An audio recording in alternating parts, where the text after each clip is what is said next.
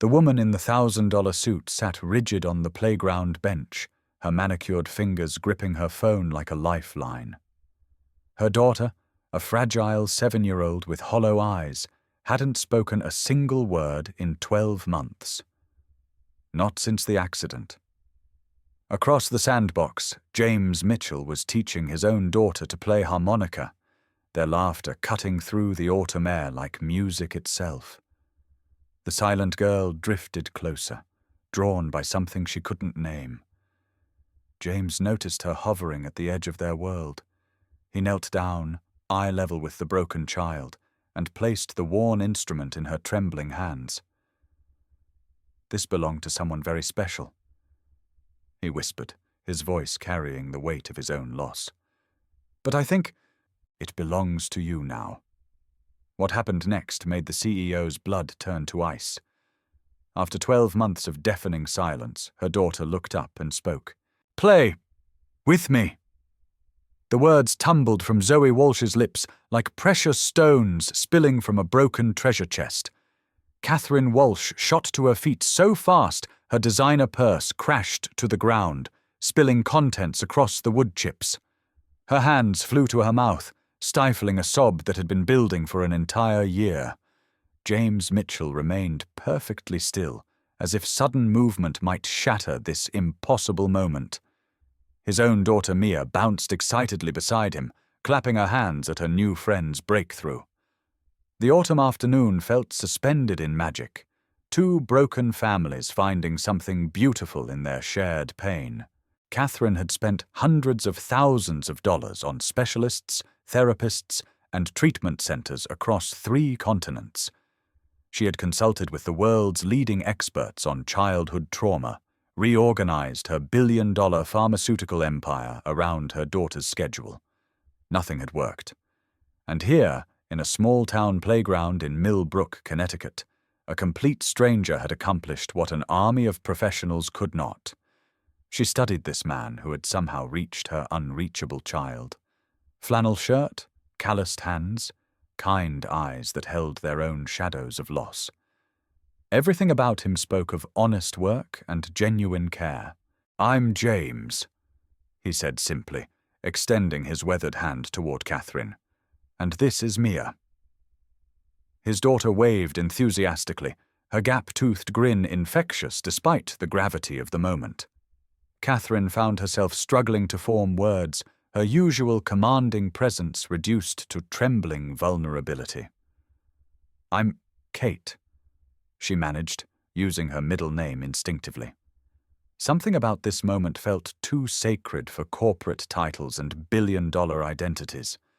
She watched her daughter carefully place the harmonica to her lips, producing a soft, tentative note that hung in the autumn air like answered prayer. James settled cross-legged on the ground, creating an intimate circle that Catherine found herself drawn into, despite every instinct screaming at her to maintain professional distance. "Would you like to learn a song, Zoe?" he asked with infinite patience. "My wife used to say that music lives in everyone. Sometimes it just needs a friend to help it come out and play." Zoe nodded solemnly, sinking down beside him with the trust that only children could offer strangers. As he began teaching both girls a simple melody, Catherine felt something crack open inside her chest, letting in light she hadn't felt in months. The afternoon stretched on with an ease that caught Catherine completely off guard. James proved to be a natural teacher, patient and encouraging as both girls struggled with the harmonica's intricacies. His story emerged in gentle fragments. Elementary school music teacher, widowed 2 years ago, when his wife Elena lost her battle with cancer. There was no self-pity in his voice, only quiet acceptance that made Catherine's throat tighten with unexpected emotion. When Zoe managed to play "Mary Had a Little Lamb" from start to finish, the celebration felt more important than any corporate milestone Catherine had ever achieved. As the sun began to set, painting the playground in shades of gold and amber, Catherine realized she faced an impossible choice. She could retreat to her carefully constructed world of corporate meetings and medical consultations, or take a leap of faith with this man who had given her daughter the greatest gift imaginable. When James mentioned bringing Mia to the playground every Tuesday and Thursday after school, Catherine heard herself saying, "Maybe we'll see you here Thursday." The words felt dangerous and wonderful, like stepping off a cliff without knowing if she could fly. Walking back to her hidden car 3 blocks away, Zoe's hand tucked securely in hers, Catherine tried to process what had just happened. Thursday arrived wrapped in the crisp promise of late October, and Catherine found herself standing in her closet like a teenager preparing for a first date. She discarded 3 outfits before settling on dark jeans and a simple sweater that cost more than most people's monthly salary, but looked appropriately casual. Zoe waited by the door, clutching the harmonica like a talisman, her eyes brighter than they had been since the bus accident 12 months ago. "Are we going to see James and Mia, Mummy?" she asked, and Catherine's heart nearly stopped at the casual normalcy of the question. The playground was busier on Thursday, but Catherine spotted James immediately, guitar case open beside him as he tuned the instrument. Their second meeting felt like coming home to a place Catherine had never been. James's face lit up with genuine pleasure when he saw them approaching, and something shifted in Catherine's chest at his obvious relief. "You came," he said, as if he hadn't been entirely sure they would. "I wasn't certain yesterday was real." Catherine settled beside him on the bench, fighting the urge to sit closer while watching Zoe run toward Mia with joy she hadn't seen in months. "It was real," she confirmed, her voice softer than usual. "I keep waiting to wake up from the dream." The easy conversation that followed felt like discovering a language she had always known but never spoken. James shared stories about his students at the elementary school, painting vivid pictures of the chaos and joy of teaching music to children who considered him somewhere between a rock star and a magician. Catherine found herself relaxing in ways she had forgotten were possible, sharing carefully edited versions of her own work as a pharmaceutical consultant. The lies felt necessary, protective, but they also felt like betrayal of something precious growing between them. When Catherine's phone buzzed insistently with calls from Richard and her board of directors, she let them go to voicemail, unwilling to let the outside world intrude on this sanctuary they had created. As weeks turned into a routine, Catherine fell deeper into the dangerous comfort of being simply Kate. Tuesday and Thursday afternoons became sacred, playground meetings that felt like stolen time from her real life. She began scheduling her most important meetings around these appointments, lying to her assistant about medical checkups that didn't exist. James was opening up more, sharing stories about Elena and the early days of grief when getting out of bed felt impossible. Catherine reciprocated with carefully edited pain about her divorce and the guilt that consumed her daily.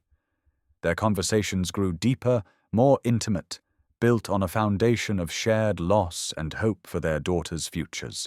The first crisis came on a Tuesday in early November, when James arrived pale with defeat. "They want to cancel the music therapy program," he said without preamble, his voice tight with frustration. "Budget cuts. Apparently arts education is expendable when test scores are down." Catherine watched him pace near the playground entrance, his usual calm completely absent. The passion in his voice when he talked about children who needed music to heal was beautiful and heartbreaking. Catherine found herself falling deeper in love with this man who cared so much about things that couldn't be quantified in quarterly reports. She wanted to write a check large enough to fund music programs for the next century, but that would mean revealing who she really was. The internal conflict consumed Catherine through the weekend as she researched the Millbrook School District's budget and funding sources. Her company's foundation had supported education initiatives before. It wouldn't be unusual for them to take interest in innovative programs like James's music therapy project. She could save his dream without him ever knowing she was involved.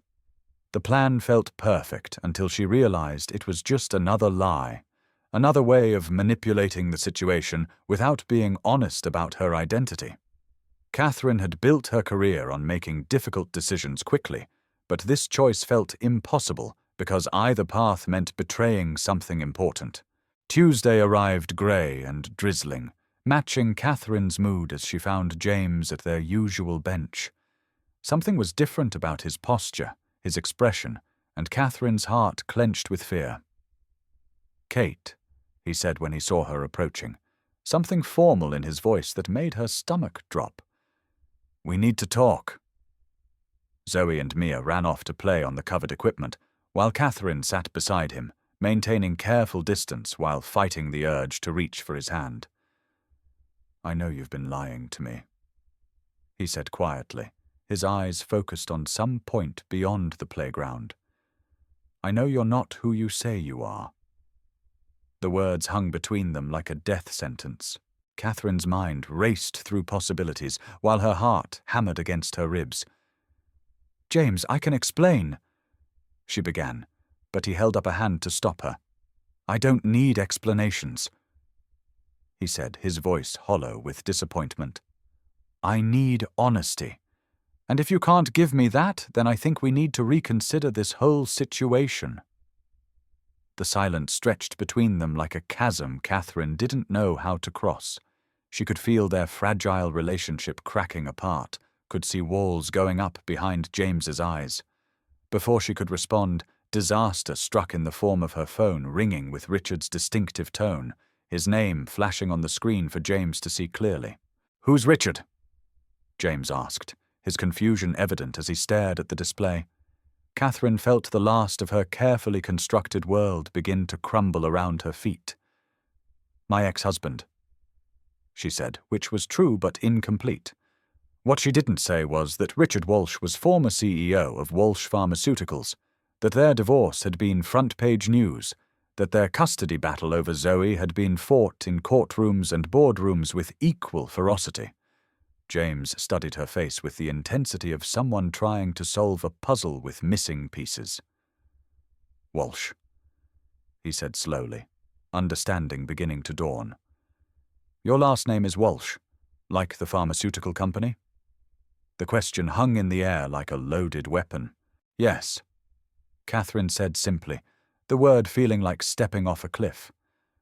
"Like the pharmaceutical company." She watched understanding dawn in James's eyes, followed quickly by something that looked like betrayal. "You're not Kate Walsh, the consultant," he said, his voice flat with realization. "You're Catherine Walsh, the Catherine Walsh." The words carried the weight of recognition, of billions of dollars and corporate power and media attention that came with her name. Catherine felt exposed in ways that had nothing to do with wealth or status, stripped bare by the knowledge that every conversation they had shared was built on deception she had chosen to maintain. "Why?" James asked, the simple question carrying the weight of every moment they had shared, every connection they had built. "Why lie about who you are? What did you think I was going to do? Ask you for money?"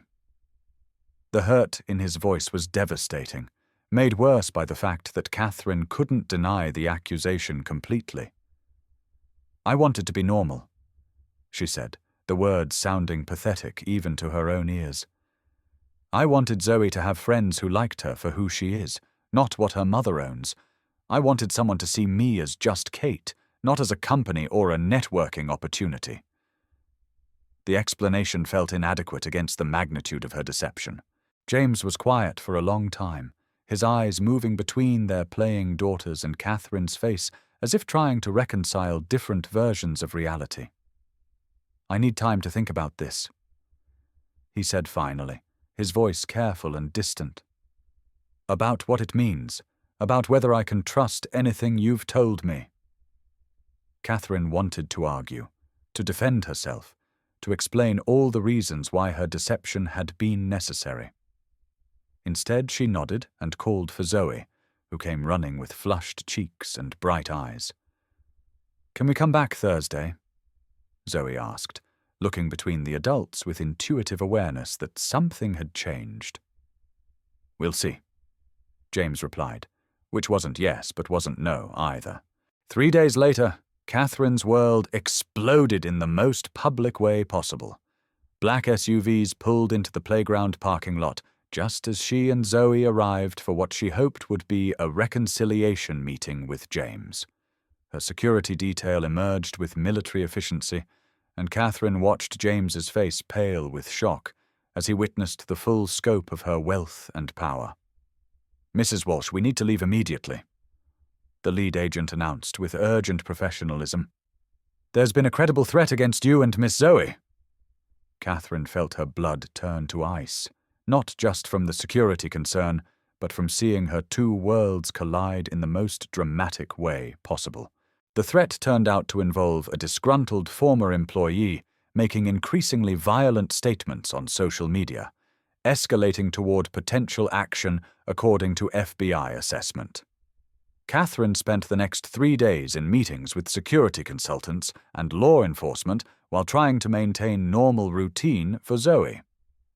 Her daughter struggled with their return to heavily secured isolation, asking repeatedly when they could see James and Mia again. Catherine made promises she wasn't sure she could keep, knowing that James had witnessed her reality in its full, overwhelming complexity. When he finally called on Friday evening, his voice was more cautious than she had ever heard it. "Are you in danger?"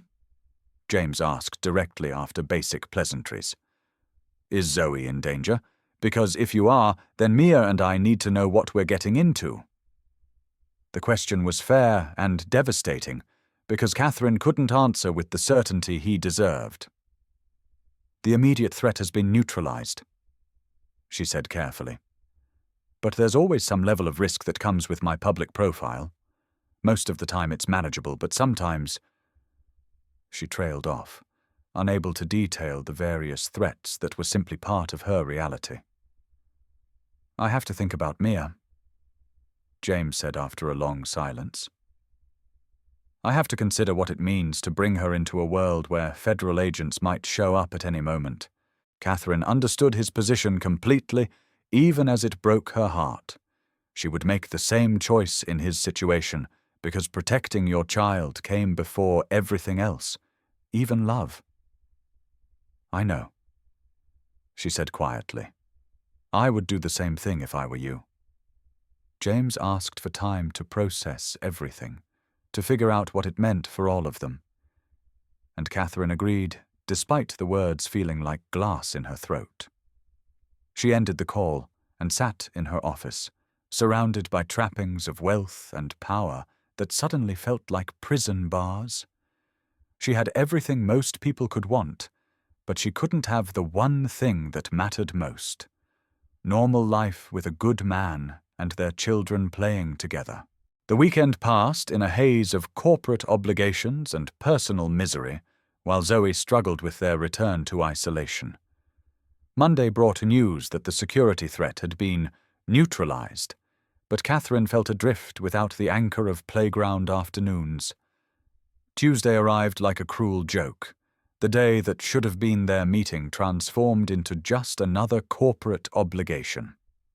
Catherine stared out her office window at 4 o'clock, imagining James and Mia at the playground, wondering if he was thinking about her too. The fantasies were interrupted by her assistant announcing Richard's arrival for their scheduled custody discussion, a reminder that her ex-husband was still fighting for control, despite having abandoned them when things got difficult. Richard entered with the confidence of someone who had once shared her bed and business empire, though both relationships had ended badly. He was handsome in the way money could buy, perfectly groomed, expensively dressed, radiating success that made people assume he must be good.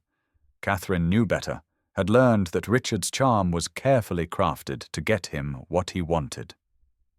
"You look tired," he said with false concern. "Board meetings keeping you up."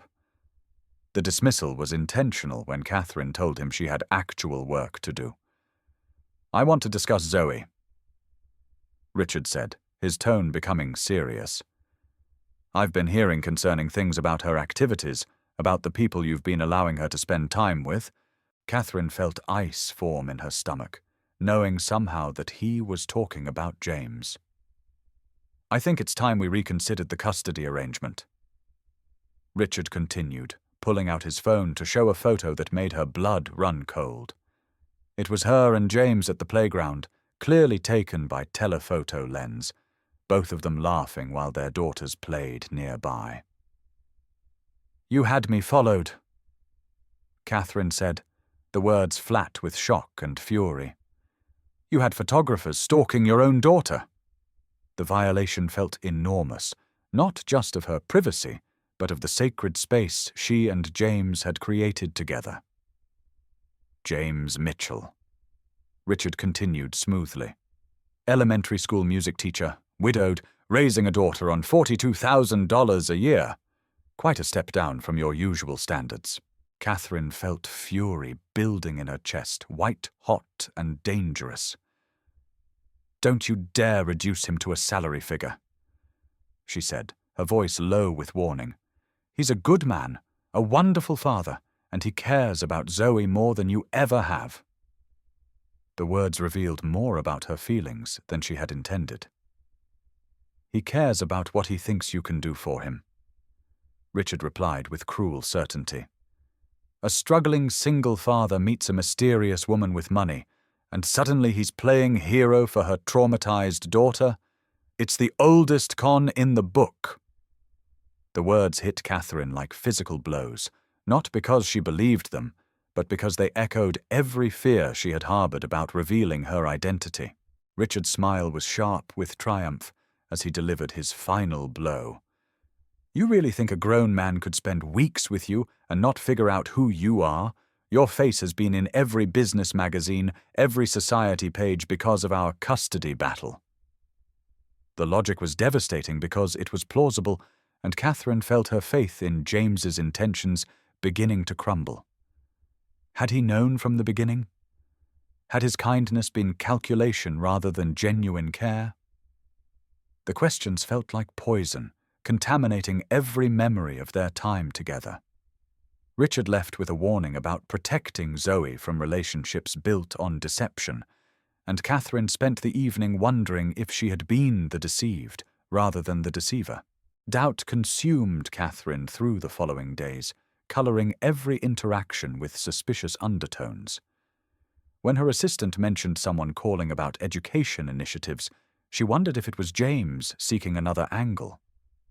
When flowers arrived with no card, she worried they might be from him as part of some campaign to win her back, for reasons having nothing to do with genuine affection. By Thursday afternoon, she had worked herself into paranoid exhaustion, driving toward the playground despite having no plans to meet James there. The sight of empty equipment under grey November skies felt like physical confirmation that whatever they had built together was truly over. Friday brought unexpected devastation in the form of Zoe's collapse. Catherine had been reviewing security protocols when she heard her daughter scream, a sound of pure terror that sent her racing upstairs. She found Zoe on her bedroom floor, convulsing with what paramedics identified as a severe panic attack brought on by stress and unprocessed trauma. The ride to the hospital was a blur of sirens and medical terminology, while Catherine held Zoe's hand and bargained with God for her daughter's recovery. All her money and power were useless in the face of a 7-year-old's terror, and Catherine felt completely helpless for the first time in her adult life.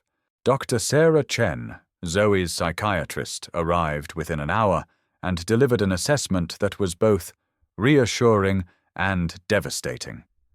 Zoe was physically fine, but emotional stress from losing her support system had triggered regression that could undo months of progress. "She needs stability," Dr. Chen explained with gentle firmness. "She needs the people and activities that make her feel safe." When Catherine mentioned that those relationships weren't available anymore due to adult complications, Dr. Chen studied her face with practiced perception. "Have you considered that what's impossible for adults might be essential for the children?" The question forced Catherine to confront the possibility that her own fear and pride were contributing to her daughter's suffering. Sitting beside Zoe's hospital bed that night, Watching her daughter sleep fitfully while clutching the harmonica, Catherine made a decision that felt both inevitable and terrifying. She was going to call James not to rekindle their relationship, but to ask him to help save her daughter. It would mean admitting she needed him, that her wealth and resources weren't enough to solve this problem. It would mean making herself vulnerable to someone who had already rejected her once. But watching Zoe's small hands clutch the harmonica even in sleep, Catherine realized her own pride was a luxury she could no longer afford. The call went straight to voicemail, James's recorded voice sounding distant as it invited her to leave a message. "James, it's Catherine," she began, struggling for words that could condense her desperation into something coherent. "Zoe is in the hospital. She had a panic attack, and the doctors say she needs the stability of her friendship with Mia. I know things are complicated between us, but please consider letting the girls see each other. For their sake, not ours." The message felt inadequate, but Catherine couldn't bring herself to say more. Outside the hospital windows, December snow was beginning to fall, covering the world in pristine white that reminded her of all the fresh starts she had squandered. James called back 6 hours later, his voice tight with concern and something that might have been anger. "Is she okay? What happened?" The questions came rapid fire, and Catherine realized that whatever complications existed between them, James's care for Zoe was genuine and immediate. "She's stable," Catherine said, relief flooding through her at the sound of his voice. "But she's struggling. The doctors think losing her support system triggered the attack."